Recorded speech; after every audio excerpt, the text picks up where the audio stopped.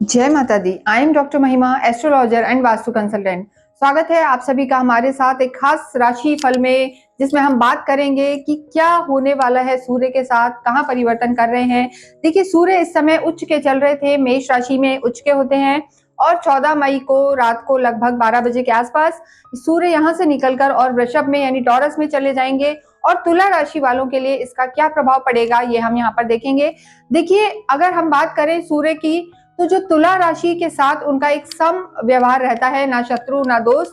तो इस तरीके से जब इनका परिवर्तन होगा तो सूर्य इनके लिए पहले 7th हाउस में यानी केंद्र में चल रहे थे और अब अष्टम में चले जाएंगे। तो हम सभी जानते हैं कि त्रिक भाव में किसी भी केंद्र के स्वामी का आना या किसी भी प्लैनेट का आना बहुत ज्यादा अच्छे फल नहीं देता है। तो आपका स्वास्थ्य कैसे रहेगा, सबसे पहले यहाँ पर हम ये देखते हैं। देखिए, तुला राशि वालों की अगर हम स्वास्थ्य की बात करें तो सूर्य इनके 8th हाउस में आएंगे, कुछ समय के लिए गुरु के साथ भी रहेंगे और ऐसी स्थिति में जो बुध आदित्य योग बना हुआ था वो भी टूट जाएगा और 23 से वापस स्टार्ट होगा। तो सबसे ज्यादा आपको जिस चीज का ध्यान रखना है वो है इम्यूनिटी का आप ध्यान रखें, खान पीन का ध्यान रखें। थोड़ा सा आपको एसिडिटी की प्रॉब्लम हो सकती है, इनडाइजेशन की प्रॉब्लम हो सकती है। इसके साथ ही जब सूर्य यहाँ बैठेंगे तो आपके द्वितीय भाव पर भी दृष्टि डालेंगे और यहाँ बैठ के कहीं ना कहीं अष्टम की दृष्टि होती है, तो हो सकता है कोई आपको आंखों में एलर्जी सी हो जाए या आई साइड में कुछ प्रॉब्लम हो। साथ ही साथ जो लोग थोड़े एडिक्शन में हैं, व्यसन करते हैं, खान पीन शुद्ध नहीं है, उन्हें भी थोड़ा सा तकलीफ हो सकती है। तो इस पूरे ही महीने, क्योंकि यहाँ पर सूर्य 14 मई को चेंज होंगे और 14 जून तक रहने वाले हैं, तो ऐसी स्थिति में आपको अपने खान पीन का, अपनी आईज का और अपने माउथ का विशेष कर ध्यान रख के चलना है। लेकिन इसके अतिरिक्त आपकी खुद की कुंडली में ग्रह कैसे हैं, इस पर भी बहुत कुछ डिपेंड करता है। आप चाहें तो हमसे भी कुंडली का निरीक्षण करवा सकते हैं, विश्लेषण करवा सकते हैं। इसके साथ हम नेक्स्ट बात करते हैं आपकी लव लाइफ की। देखिए, लव लाइफ के आपके जो लॉर्ड हैं शनि है। हालांकि जो तुला राशि है, लिब्रंस के लिए ना कोई साढ़े साथी है, ना ही आप पे कोई ढैया चल रही है, लेकिन आपके जो गोचर में ग्रहों की स्थिति है, 3 ग्रह आपके छठे घर में है, 2 ग्रह आपके हम कहेंगे कि कुछ समय के लिए आपके 8th हाउस में और केतु भी आपके 12th हाउस में रहेंगे। लेकिन लव लाइफ की अगर हम बात करें तो देखिए, अभी स्थिति ठीक है। राहु अभी छठे भाव में है आपके, लेकिन 18 तारीख को राहु और केतु भी परिवर्तन होंगे, जो रेट्रो वक्रीय चलते हैं और यहाँ से निकलकर आपके पंचम भाव में आ जाएंगे। और जब पंचम भाव में आएंगे तो उस समय आपको अपनी लव लाइफ पे ध्यान रखना है। राहु की बात हम नहीं कर रहे, फिर भी हम आपको आगाह कर रहे हैं, क्योंकि केतु की दृष्टि आपके जो है 7th हाउस पर तो नहीं हम कहेंगे, आपके 5th हाउस पर रहेगी और राहु भी आपके देखेंगे आपके लाभ भाव को और सूर्य भी इस समय अष्टम में चलेंगे। तो थोड़ा सा आपका टेम्परामेंट ऐसा हो सकता है कि चिड़चिड़े से रह सकते हैं, क्रोधी स्वभाव के रह सकते हैं, छोटी छोटी बात पे आपको गुस्सा आ सकता है या छोटी सी बात आपको थोड़ा सा पिंच हो सकती है, बुरा लग सकता है आपको। तो इन सब चीजों का ध्यान रखें तो आपके रिश्तों में एक तालमेल बना रहेगा। छोटी मोटी चीजों को आप अवॉइड करें। इसके अतिरिक्त अगर हम बात करें आपके और रिश्तों की, तो और रिश्तों की स्थिति यहाँ पर ठीक है। पिता और पिता तुल्य जो लोग हैं, बड़े हैं आपके घर के, उनसे थोड़ा सा तालमेल रखें। आगे हालांकि गुरु भी परिवर्तन कर लेंगे, तो ऐसी स्थिति में आपका भाग्य जरूर प्रबल हो जाएगा और आपको फादर का सपोर्ट मिलेगा। लेकिन सूर्य की स्थिति थोड़ी सी कमजोर रहेगी, तो ऐसे में आपको किसी भी अननेसेसरी के विवादों में नहीं फंसना है, ये आपको ध्यान रखना है। नेक्स्ट हम बात करते हैं आपकी मैरिड लाइफ की। देखिए, जब भी सूर्य 7th में होते हैं या 7th पर दृष्टि होती है सप्तम भाव पर, जो आपके वैवाहिक जीवन को बताता है, स्पाउस को बताता है, तो थोड़ा सा एग्रेशन रहता है, हस्बैंड वाइफ दोनों में थोड़ा सा आर्ग्यूमेंट्स की सिचुएशन बन जाती है। तो ऐसी स्थिति में आपको ध्यान रखने की जरूरत है। वैसे तो सूर्य बदल जाएंगे, जब सूर्य यहाँ से निकलेंगे और 8th हाउस में चले जाएंगे तो वैवाहिक जीवन में जरूर आपकी शांति आएगी, बुध रहेंगे यहाँ पर।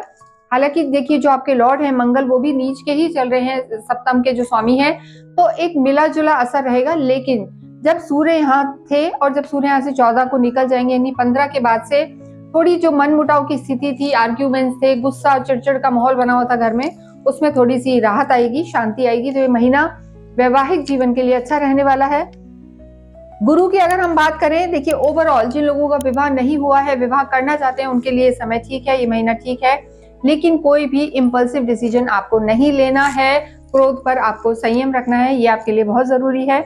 प्रोफेशनल हाउस की अगर हम बात करें तो आपके यहाँ के लॉर्ड ही मून है, मून बदलते रहते हैं हर 2.25 दिन में और मंगल बैठे हैं। लेकिन जो आपके सूर्य हैं आपके वाणी भाव को देखेंगे और धन को देखेंगे, तो वहां पे देखिए आपको लेन देन में बहुत सावधानी रखनी है, और प्रोफेशनल हो चाहे पर्सनल हो, आपको गवर्नमेंट से लाभ हो सकता है, लेकिन आपका जो सूर्य यहाँ मतलब दृष्टि देगा आपके सेकंड हाउस में, वहां पर वाणी का ध्यान रखें।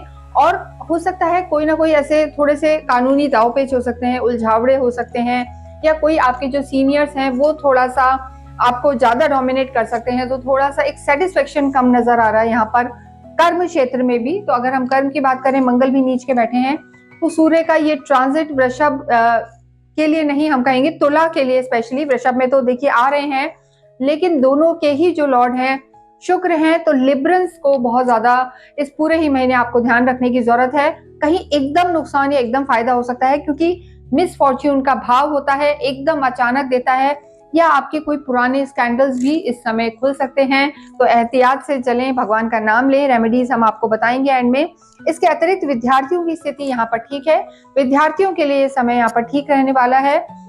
हालांकि देखिए अभी भी शापित दोष चल रहा है, लेकिन जैसे ही राहु यहाँ से निकलेंगे तो आपको जो शनि की स्थिति है थोड़ी सी बेटर होगी। जो लोग टेक्निकल एजुकेशन में है उनके लिए समय अच्छा रहेगा। गवर्नमेंट से रिलेटेड जो विद्यार्थी कोई तैयारी कर रहे हैं, एग्जाम दे रहे हैं, देखिए हो सकता है कि आपको मेहनत ज्यादा करनी पड़े तब रिजल्ट मिले, हालांकि एक नॉर्मल सी बात है, लेकिन यहाँ पर थोड़ी सी स्थिति आपकी हम कहेंगे कि भटकाव वाली इस महीने में नजर आ रही है। तो फोकस रहें, ध्यान दें अपनी चीजों पर, और अपने बड़े बुजुर्गों की सुने, ये आपके लिए बहुत ज्यादा जरूरी है। इसके साथ हम बात करते हैं आपके अध्यात्म की और आपके भाग्य की। देखिए आध्यात्मिक आप होते हैं, लेकिन गुरु की जो स्थिति इस समय बनी हुई है वो ठीक है, लेकिन गुरु आगे जाके आपके धर्म त्रिकोण में ही आ जाएंगे, यानी भाग्य में आ जाएंगे। तो ऐसे में जो आने वाला समय होगा आप काफी धार्मिक रहेंगे, आध्यात्मिक रहेंगे, आपका रुझान धर्म और अध्यात्म की तरह रहेगा। आप घूमने फिरने भी जाएंगे, धार्मिक यात्राएं भी करेंगे, तो चीजें बेटर रहेंगी। और जब सूर्य भी देखिए यहाँ रहते हैं, हालांकि कहा जाता है कि सूर्य और चंद्र को अष्टम का दोष नहीं लगता, तो यहाँ पर आपका ज्ञान बढ़ेगा, आपका मन होगा कि आप कुछ ना कुछ पठन पाठन करें, शास्त्रों का अध्ययन करें, और थोड़ी जो आपकी वाणी है और जो आपका कुटुंब है उसमें भी आप थोड़ा सा धर्म को लाने की कोशिश करेंगे। अध्यात्म, अपने चाहे बच्चे हों या बड़े हों, उनको भी आप धर्म से जोड़ेंगे। तो स्थिति यहाँ पर आपकी अच्छी रहने वाली है। भाग्येश आपके केंद्र में ही है, बुध आदित्य योग बना हुआ है, 23 के बाद आपका भाग्य भी प्रबल होगा, और अगेन आपके भाग्य में हम कहेंगे चीजें आपकी अच्छी रहेंगी। बुध आदित्य योग तो देखिए डेफिनेटली सूर्य यहाँ से निकल गए हैं तो टूट गया है, लेकिन आगे जब बुध भी यहाँ होंगे तो ऐसी स्थिति में 23 से पुनः आपका बुध आदित्य योग यहाँ पर बनेगा। पर भाग्य उतना स्ट्रॉन्ग इस पूरे ही जो हम कह रहे हैं 10-15 दिन का समय रहेगा स्टार्टिंग का, यानी फर्स्ट वीक ऑफ जो जून है वहां तक बहुत अच्छा नजर नहीं आ रहा। धीरे धीरे आपकी स्थितियां ठीक होंगी। तो कोई भी मेजर डिसीजन आपको लेना है तो आप जून 8-10 तारीख के बाद लें, यही लिब्रंस के लिए अच्छा रहेगा। तो ये था सूर्य के गोचर का आपके जीवन पर प्रभाव। क्रोध कम रहे, रिश्तों को संभालें, और जितना हो सूर्य आराधना करें। अवश्य ही आदित्य हृदय स्रोत का पाठ करें, और संडे के दिन आप असहाय व्यक्तियों को थोड़ा गुड़ और जो हम कहेंगे तांबे की कोई चीजें बांट सकते हैं। इसके अतिरिक्त अगर आपकी कोई क्वेरी है तो हमसे संपर्क कर सकते हैं। कमेंट बॉक्स में अवश्य ही ओम शुम शुक्राय नमः लिखें जो आपके लॉर्ड हैं, और इसके साथ साथ ही आप अवश्य ही ओम सूर्याय नमः, ओम भास्कराय नमः लिखें, और शांत मन से रहें तो ये महीना आपको अच्छे फल देगा। Thank you.